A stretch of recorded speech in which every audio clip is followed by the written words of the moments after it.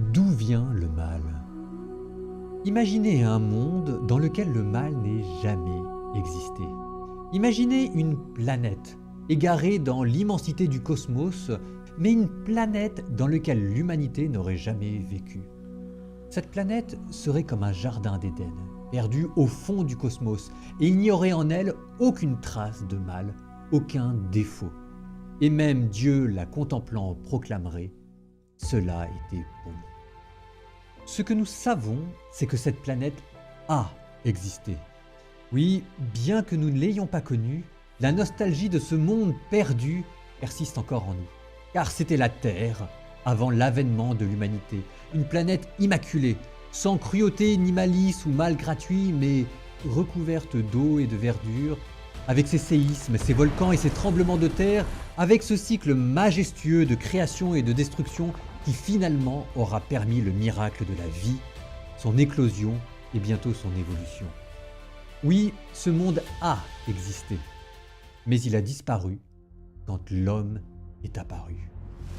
Car l'humanité apparut avec une découverte, avec l'invention du feu, de la roue, du langage. Selon la Bible, c'est avec une découverte encore plus fondamentale que l'humanité est apparue. La découverte du bien et du mal. Oui, avant d'avoir découvert que le bien et le mal existaient, il n'est pas faux de dire que nous n'étions encore peut-être que des animaux. Était-ce un Homo erectus, ou bien encore un Homo habilis? En tout cas, le premier hominidé à découvrir que le bien et le mal existaient fut, de facto, le premier homme. La Bible le surnomme poétiquement Adam, celui qui vient de la terre. Une découverte qui, d'après la Bible, fut inspirée par Dieu et que la Bible représente sous les traits d'un arbre, l'arbre de la connaissance du bien et du mal. Or, voilà, en explorant pour la première fois le bien et le mal, l'homme accédait aussi pour la première fois à la voix de sa conscience morale. Oui, par le retentissement psychologique que cette découverte eut en nous, elle changea à jamais la face du monde. Car en découvrant le bien et le mal, l'homme découvrait aussi sa vocation. Seul au monde, il avait le pouvoir de faire le bien ou pas. Seul au monde, il était libre. Dans cet état de perfection morale où le mal n'avait jamais encore été commis, tout brillait encore dans la lumière de l'innocence. Et ce jardin d'Éden qui était la Terre, planète luxuriante perdue au cœur de la nuit cosmique, possédait maintenant son joyau, la liberté humaine, l'ultime don de Dieu à sa création. En découvrant le bien et sa propre liberté, l'homme venait aussi de découvrir que le mal était à sa portée. Et non pas le mal naturel, mais bien un nouveau type de mal. La malice, le mal moral, celui qui consiste à refuser volontairement le bien. Et voilà que maintenant, ce mal était suspendu au seul fil de la liberté humaine et qu'il n'avait pour seul gardien que la voix de la conscience humaine.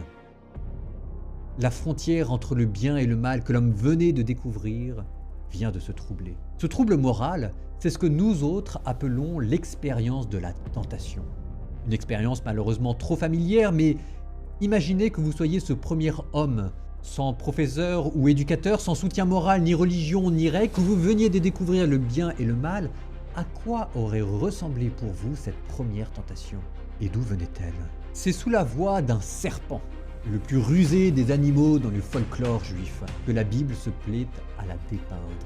Une voix qui parle à Ève, l'absence d'Adam, qui se joue des circonstances, qui profite des vulnérabilités, qui sépare l'homme de la femme pour mieux manipuler l'un et l'autre. Et puis voilà que la tentation commence à s'insinuer. Elle commence avec une simple suggestion, une pensée anodine. Alors, comme ça, Dieu vous a dit? La tentation se camoufle et imite la voix de la conscience pour se frayer un chemin jusqu'à nous. Puis, quand nous en devenons conscients, elle passe de la suggestion à la séduction. Alors Ève regarde le fruit, le trouve désirable et oublie qu'il entraîne la mort. Et enfin la tentation s'épanouit et enfle en fausse exaltation, flattant l'orgueil humain et faisant de fausses promesses, disant à Ève « Vous serez comme des dieux ». Voilà la première tentation. Voilà l'origine ultime du mal. Car dans le mystère de sa liberté, le premier homme décida de succomber à la tentation et outrepassa la voix de sa conscience. Nous ne savons pas Quelle action mauvaise exactement le premier homme décida de faire, mais nous savons qu'il la fit, et de manière volontaire et consciente.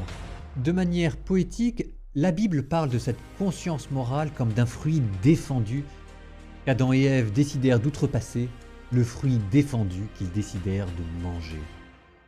C'est là le mystère du mal. L'univers n'est pas simplement matériel, composé de matière et de forces physiques, mais il contient aussi des lois morales et des forces spirituelles et personnelles. La Bible les appelle les anges.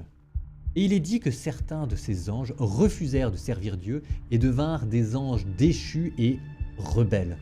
De là, dit-on, des forces spirituelles mauvaises qui maintenant hantent le cosmos et distillent le poison de la tentation là où ils peuvent, dans l'espoir de nous dresser contre Dieu qu'ils haïssent. On les appelle le diable et ses anges. Le premier homme, celui qui venait de découvrir le bien et le mal, fut aussi le premier à céder à la tentation.